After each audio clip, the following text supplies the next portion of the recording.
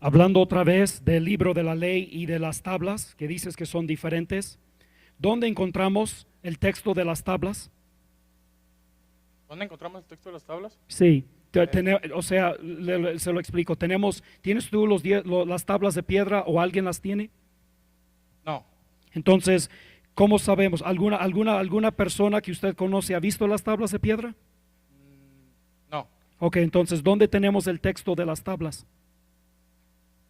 En Hebreos, ¿El texto de los 10 mandamientos está cuan- en Hebreos? cuando dice que estaba dentro del arca. No, no, pero no le pregunté dónde están, dije el texto, o sea, el mismo texto, no matarás, no robarás, no, ¿dónde está? ¿Dónde localizamos ese texto? Si no tenemos las tablas para leerla, ¿dónde podemos leer lo que decían las tablas? Pues en el rollo o en los profetas que también predicaban Ah, lo mismo. entonces me está diciendo que los 10 mandamientos están en el rollo. Sí, también los incluía.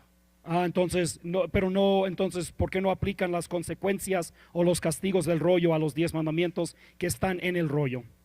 Porque es una división que se hizo inmediata. ¿Dónde lo hizo inmediata? Cuando me lo metió dentro del arca y se hizo una copia para que la tuviera el rey. ¿Y cómo es eso una división? No tuvieron rey en Sinaí. ¿Cómo fue inmediato eso? Eso es muchos años después. Ok.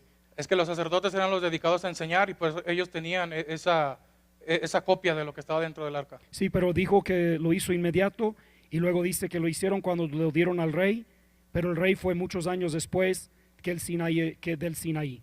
Ok. A lo que digo que lo hizo inmediato es porque las tablas nunca estuvieron fuera, sino que fueron introducidas en el arca del pacto. Dice en Deuteronomio 30:10 que tenemos sus mandamientos y estatutos escritos en ese libro de la ley. ¿A qué se refiere con los mandamientos?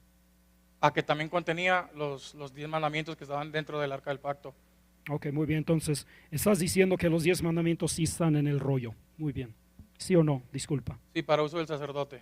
Ok, muy bien. Cuando dice que no estamos bajo la ley, ¿qué significa? Que nosotros no obedecemos al pecado. En el contexto de Romanos. Ok, ¿y qué otro contexto hay? En Gálatas es diferente porque habla de personas que se buscaban justificar por precisamente las obras de la ley. ¿Y en Romanos no habla acerca de justificarse por las obras? También, pero es diferente el contexto que él maneja. Ok, entonces, por favor, explícame el diferente contexto. Sí, porque cuando habla de que la ley es espiritual, luego te hace ver la diferencia entre los 10 mandamientos que protegen la vida y en la ley asesina, que es la ley de Moisés que manda matar al transgresor. Yo no, bueno, está bien, yo no creo, bueno, está bien. Entonces, dices que Romanos es un contexto distinto que Gálatas, porque Gálatas habla de justificación por obras, pero Romanos también habla de justificación por obras. ¿Eso es justo como te describí su posición? Pues sí, porque el contexto va cambiando. Ok. ¿Qué es el contexto de ser bajo la ley en 1 de Corintios? En 1 de Corintios, Sí, ¿es 2 de Corintios o no, primera? es 1 de Corintios. 1 de Corintios 9 habla de ser bajo la ley. ¿Me puede decir cuál es el contexto de ese? Que no recuerdo el texto, la verdad. Dice que Pablo se hace sujeto a la ley para los que están bajo la ley. Ah, ok.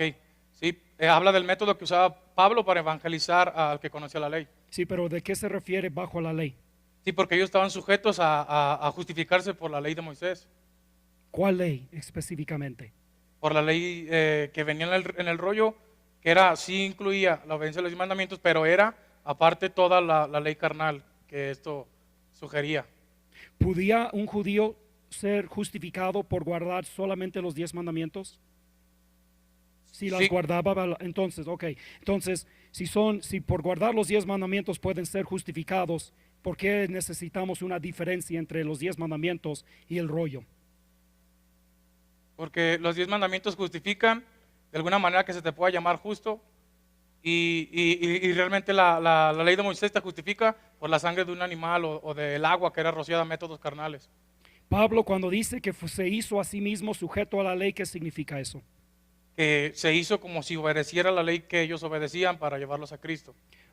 ¿Tú crees que él aparentaba nada más obedecerla o la obedecía? La obedecía porque él la conocía. Entonces, pero no dijiste que ser bajo la ley, disculpa. Ah, tiene textos en las cartas de los apóstoles donde expresamente digan los mandamientos del Hijo? Ya me preguntó eso y ya le contesté. Ok. ¿A qué se refiere donde yo la única vez que noto que hablan de la ley de Cristo en Gálatas? ¿A qué se refiere? Sí, ¿qué significado le da a lo que significa la ley de Cristo? Ok, yo creo que ese es el Nuevo Testamento que está escrito en nuestros corazones, lo que es llamado el Nuevo Pacto en Ezequiel y en otros lugares en las Escrituras.